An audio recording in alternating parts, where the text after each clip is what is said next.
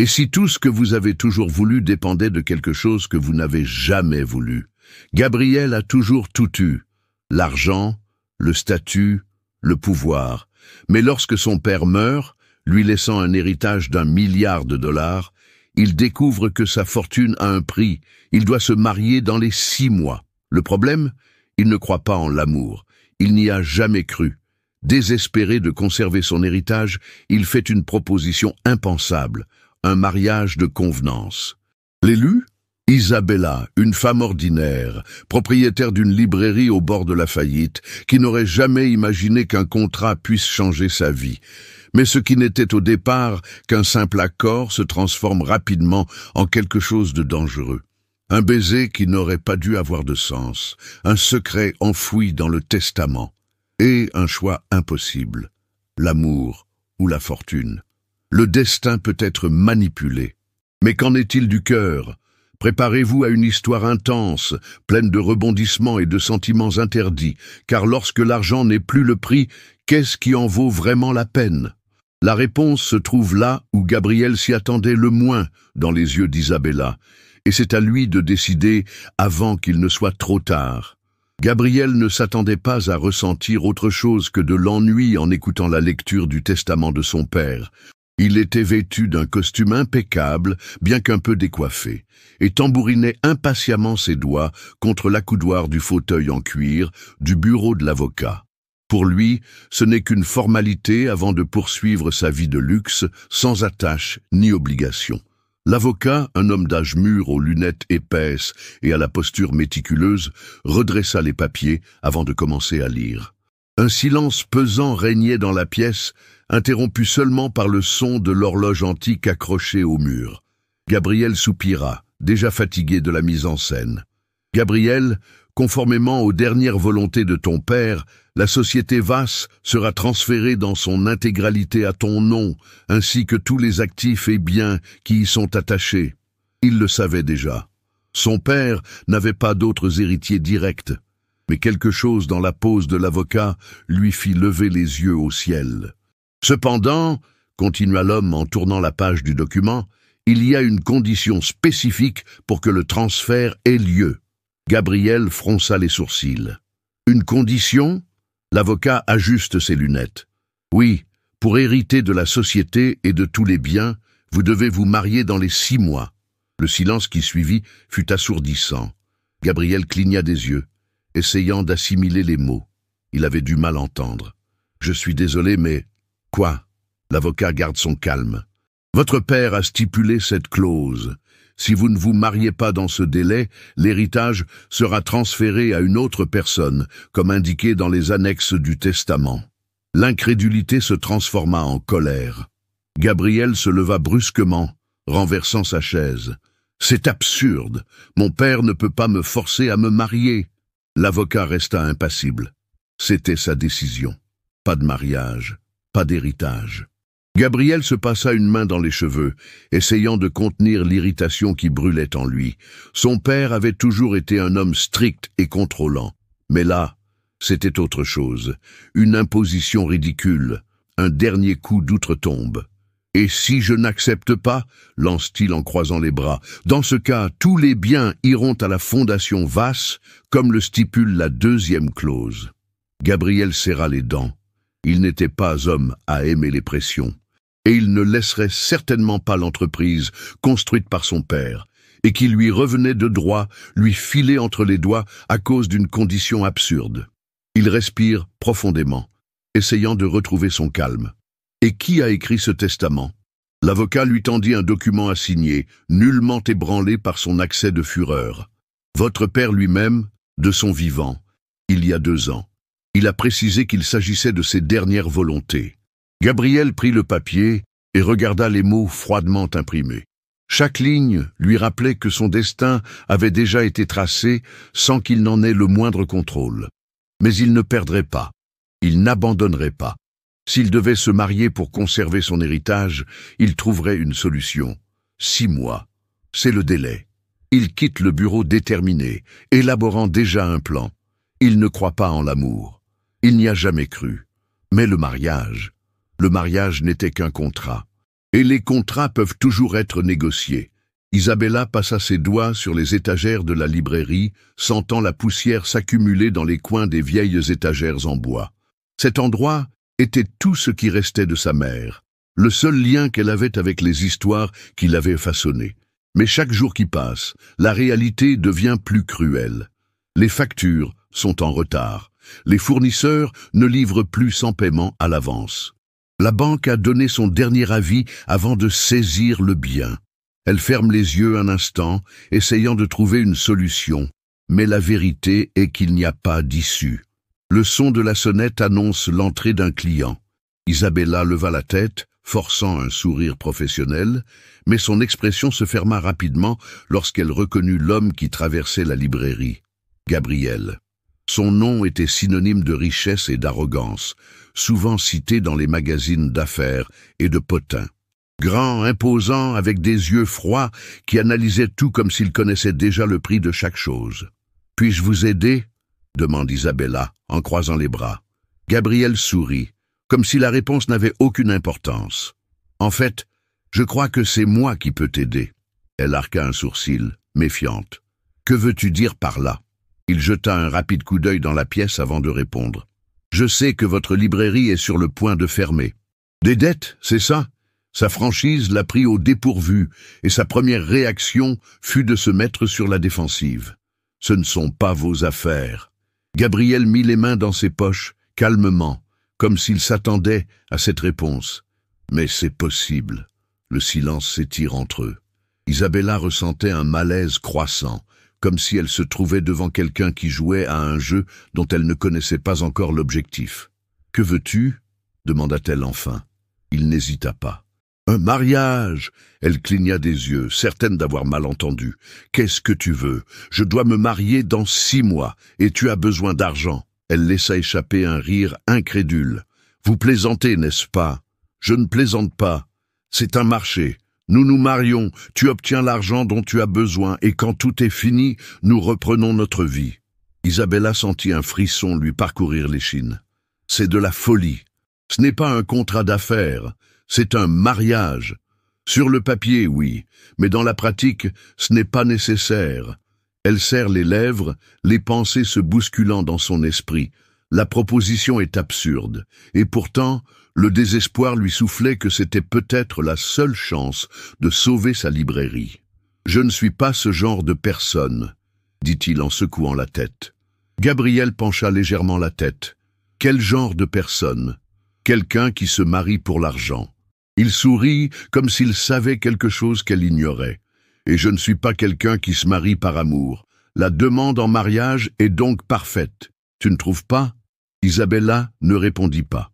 Son cœur battait trop fort, et pour la première fois, elle se trouvait à court de mots. Gabriel attendit quelques secondes avant de reprendre la parole. « Réfléchis-y. » Puis il tourna les talons et partit, laissant Isabella dans le chaos le plus total. Le silence régnait dans la pièce, tandis qu'Isabella fixait le contrat étalé devant elle. Le papier semblait plus lourd qu'il n'aurait dû l'être, comme s'il portait le poids de tous les mauvais choix qu'elle pourrait faire. Gabriel était assis de l'autre côté de la table, toujours aussi calme. Il faisait tourner le stylo entre ses doigts, attendant patiemment sa réponse. Il n'y a pas de précipitation, pas de pression. C'était comme s'il savait déjà ce qu'elle allait décider. « Si je signe, que se passera-t-il » demanda Isabella, la voix plus ferme qu'elle ne l'était intérieurement. Gabriel pose son stylo sur la table. « Nous nous marions. Nous sauverons les apparences aussi longtemps qu'il le faudra. Et au bout de 6 mois, nous nous séparerons. Tu auras l'argent pour rembourser tes dettes et moi, j'aurai mon héritage garanti. » Isabella se mord la lèvre. L'accord semblait simple sur le papier, mais quelque chose au fond d'elle lui disait que ce ne serait pas aussi facile qu'il n'y paraissait. « Et si l'un de nous veut abandonner avant la fin des 6 mois ?» demande-t-elle. Gabriel entrelace ses doigts sur la table, les yeux rivés sur les siens. « Cela n'arrivera pas. Je respecte toujours mes engagements. » Son assurance était déconcertante. C'était comme s'il était convaincu que tout se passerait exactement comme prévu. « Et les règles ?» Isabella insiste. « Nous devons fixer des limites. » Gabriel acquiesce. « Bien sûr, il s'agit d'un contrat de convenance, pas d'une vraie relation. pas d'implication émotionnelle, pas d'attente au-delà de ce qui a été convenu. Isabella sentit sa poitrine se serrer lorsqu'elle entendit cela. Pas d'implication émotionnelle, répéta-t-elle, comme si elle avait besoin de se le rappeler. Gabriel poussa le stylo vers elle. « Es-tu prête à signer ?» Elle hésita un instant. Son esprit lui hurlait de poser ce stylo et de s'en aller, mais elle pensa à la librairie, à la promesse qu'elle avait faite à sa mère de la garder ouverte, le désespoir de ne pas avoir d'autre issue. Déglutissant, il prit le stylo et signa. Le contrat était scellé. Le mariage fut rapidement organisé. Pas de cérémonie, pas de romance. Juste un événement bureaucratique pour officialiser ce qui n'était au fond qu'un contrat d'affaires. Le matin du mariage, Isabella se regarde dans le miroir, sentant un poids différent sur ses épaules. La robe était simple mais élégante. Son cœur, en revanche, était en désordre. Elle frappe à la porte avant d'entrer dans le bureau où Gabriel l'attend. Il se retourna en l'entendant et l'espace d'un instant, ses yeux balayèrent sa silhouette de haut en bas. « Es-tu prête ?» demanda-t-il, sans émotion dans la voix. Isabella inspira profondément. Aussi prête que possible. Il acquiesça et lui tendit le bras. Elle hésita avant de le prendre, non pas parce qu'elle était nerveuse à l'idée de la cérémonie, mais parce qu'elle savait qu'à partir de ce moment-là, tout allait changer. Le juge de paix attendait. Quelques mots sont prononcés, des vœux qui ne veulent rien dire sont échangés. À la fin de la cérémonie, ils sont officiellement mariés. Gabriel se tourne vers elle, le regard scrutateur. Désormais nous sommes mari et femme, du moins aux yeux du monde. Elle hocha la tête, incapable de dire quoi que ce soit. Le contrat était signé, le mariage avait eu lieu. Il ne restait plus qu'à savoir ce qui allait se passer ensuite. Gabriel n'avait jamais été un homme à montrer de l'affection, mais maintenant, marié, même si ce n'était que sur le papier, il devait jouer un rôle convaincant. Le dîner de ce soir-là était un événement crucial pour Vast Corporation. Il s'agit de sa première apparition publique aux côtés d'Isabella en tant que mari et femme. Il pénètre dans le hall de l'hôtel de luxe avec le naturel de quelqu'un qui a toujours appartenu à ce monde. Mais il sent le poids d'Isabella à ses côtés. Elle portait une élégante robe bleu marine qui mettait en valeur ses traits délicats. Elle était impeccable, mais la tension qui se lisait sur son visage témoignait de sa gêne. « Détends-toi », murmura Gabriel, en se penchant légèrement vers elle. « Plus on a l'air naturel, moins ils poseront de questions. » Elle poussa un discret soupir. « Facile à dire pour toi. Simuler des sentiments semble être un de tes talents. » Il sourit. « Et il faut que tu apprennes vite. » Pendant qu'il se mêlait aux invités, Gabriel gardait la pose.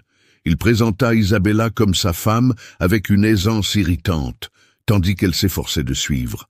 La soirée se déroule sans encombre, jusqu'à ce que l'un des investisseurs les plus âgés de la société, un homme aux cheveux gris et à l'œil avisé, sourit à Gabriel. « Je n'aurais jamais cru que vous vous marieriez, jeune homme. Votre femme doit être quelqu'un de très spécial pour qu'un homme comme vous s'engage. » Gabriel se fend d'un sourire calculé et rapproche Isabella. « J'ai eu de la chance de la trouver. » Le regard de l'homme se posa sur Isabella, qui sentit les attentes monter autour d'elle. « Et comment vous êtes-vous rencontrés » demanda-t-il intéressé.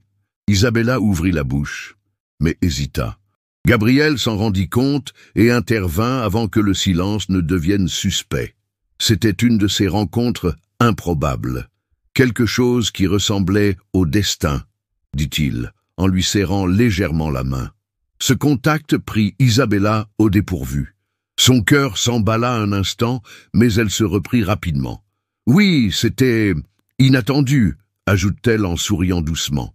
L'investisseur rit. « Ah, l'amour est toujours comme ça, et vous êtes si bien ensemble. » Gabriel continua à sourire, mais remarqua qu'Isabella détournait le regard. Elle n'avait pas l'habitude de mentir, cela se voyait. Le dîner se poursuivit sans autre incident, jusqu'à ce qu'un journaliste s'approche avec un appareil photo. « Monsieur, une photo du couple ?» Gabriel acquiesça et rapprocha Isabella. Elle se raidit un instant, mais sentit bientôt sa main se glisser autour de sa taille. La pose était calculée, répétée, mais lorsque la photo fut prise, Gabriel sentit quelque chose de différent dans la façon dont son corps réagissait à celui d'Isabella. Avant qu'il n'ait eu le temps de comprendre, le journaliste s'est mis à rire. On dirait que nous avons là un couple amoureux, mais je pense qu'un baiser rendrait la photo encore plus belle. Cette demande a surpris Isabella. Qu'est-ce que c'est? Gabriel s'attendait à quelque chose de ce genre. Sans hésiter, il lui prit doucement le visage et réduisit la distance qui les séparait. Le plan était simple, un baiser rapide et convaincant pour sauver les apparences. Mais à l'instant où leurs lèvres se touchent, tout change. L'électricité du contact fait battre son cœur à tout rompre. La chaleur du baiser n'était pas qu'apparente. Gabriel se rend compte trop tard que quelque chose ne va pas. Et à voir l'air stupéfait d'Isabella lorsqu'ils se sont séparés, elle a ressenti la même chose. Il se racla la gorge, reprenant sa posture. « Est-ce que c'est assez convaincant ?» murmura-t-il. Isabella détourna le regard, redressant sa robe. Ce n'était qu'une partie de l'accord. Rien de plus. Gabriel acquiesça, mais ressentit un malaise inconnu à l'intérieur. Parce que, pour la première fois, il n'était pas sûr que ce soit vrai. Gabriel n'arrivait pas à se sortir le dîner de la tête. Le baiser, la façon dont le corps d'Isabella avait répondu au sien. Cela n'aurait pas dû signifier grand-chose, mais pour une raison ou une autre, c'était différent, plus réel que tout ce qu'il était prêt à admettre. Essayant de repousser ses pensées tenaces, il s'enferma dans le bureau du manoir pour examiner de vieux documents de l'entreprise. Il avait besoin de se distraire, mais la pile de papier a vite perdu de son importance lorsqu'il a trouvé quelque chose d'inattendu. Une boîte en bois, rangée dans un tiroir qu'il n'ouvrait que rarement. Il reconnut le cachet de son père et, avec un mélange de curiosité et d'hésitation, l'ouvrit.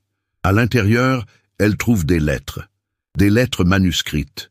Sa poitrine se serra lorsqu'elle reconnut l'écriture. C'était son père. Il prit la première et commença à lire. « Gabriel, si tu lis ceci, c'est que tu as déjà découvert la clause du testament. Je sais que tu dois être furieux contre moi, et je ne t'en veux pas. Mais avant de me haïr, il faut que tu comprennes pourquoi. » Il fronce les sourcils et tourne la page. « J'ai fait des erreurs. Ta mère et moi, notre mariage a été rongé par la cupidité, par les attentes que nous avions l'un envers l'autre. Finalement, j'ai compris trop tard que l'argent n'était jamais suffisant. J'ai vu l'amour que nous avions perdu parce que nous étions obsédés par le pouvoir. Je ne veux pas que tu fasses les mêmes erreurs que moi. » Gabriel sentit un serrement dans sa poitrine. Son père n'avait jamais été du genre à parler de ses sentiments. Et maintenant, d'outre-tombe, il essayait de lui donner une leçon. « Tu as toujours tout eu, Gabriel, mais tu n'as jamais su ce qui comptait vraiment. J'espère qu'avec ce mariage, tu te rendras compte qu'il y a des choses que l'argent ne peut pas acheter. Si tu l'apprends, alors ma décision en aura valu la peine. » Il laisse tomber la lettre sur la table et respire profondément. La colère qu'il avait ressentie au début, lorsqu'il avait découvert la clause du testament, était toujours là, mais à présent, elle était mêlée à quelque chose de différent. Un doute. Son père avait-il raison? Le lendemain matin, Gabriel trouva Isabella dans la cuisine. Elle préparait du café, concentrée sur son téléphone portable. Lorsqu'elle se rendit compte qu'il était là, elle leva les yeux. « D'habitude, tu ne te réveilles pas si tôt », s'étonne-t-elle. « Je n'arrivais pas à dormir », répondit-il en attrapant une tasse et en se servant une tasse de café. Il y eut un moment de silence. Gabriel observait Isabella, remarquant des détails qu'il n'avait pas remarqués auparavant. La façon dont elle se mordait légèrement la lèvre lorsqu'elle réfléchissait. La façon dont ses yeux brillaient lorsqu'elle trouvait quelque chose d'amusant sur l'écran de son téléphone portable. Il repoussa ses pensées et renifla. « Il faut que je te demande quelque chose. » Isabella arqua un sourcil. « Qu'est-ce que tu veux ?» Gabriel hésite avant de parler. « Crois-tu que l'amour vaut plus que l'argent ?» Elle rit en secouant la tête. « C'est une question sérieuse. » Il ne sourit pas. « Oui, c'est vrai. » Le rire d'Isabella s'est calmé et elle a froncé les sourcils. « Je pense que l'amour et l'argent sont deux choses qui ne devraient pas être dans la même équation. L'amour est quelque chose que l'on ressent, pas quelque chose que l'on achète ou que l'on échange. » Gabriel resta silencieux, digérant ses paroles. Elle soupira et prit une gorgée de son café avant de poursuivre. « Si tu me demandes ça, c'est que tu as des doutes sur ce contrat ridicule que nous avons passé, n'est-ce pas ?» Il ne répondit pas, se contentant de regarder ailleurs. Isabella poussa un soupir. « Fais attention, Gabriel.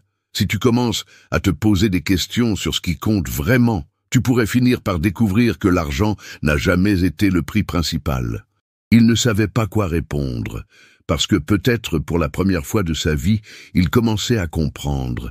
Isabella a remarqué le changement chez Gabriel avant même qu'il ne l'admette.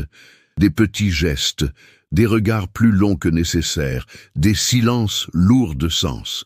Quelque chose en lui était en train de changer, mais il résiste. Et elle aussi. Elle savait qu'elle ne pouvait pas se permettre de ressentir quoi que ce soit. Ce mariage était un contrat, rien de plus. Mais le problème, c'est que son cœur ne comprend pas la différence entre un accord et la réalité. Un soir, alors qu'elle passait en revue les rapports de la librairie dans le salon, elle entendit des pas s'approcher. Elle leva les yeux et découvrit Gabriel dans l'embrasure de la porte, 2 verres de vin à la main. « Tu as l'air tendu, » dit-il, en lui tendant un verre. Isabella hésite avant d'accepter. La gestion d'une entreprise en période de crise a des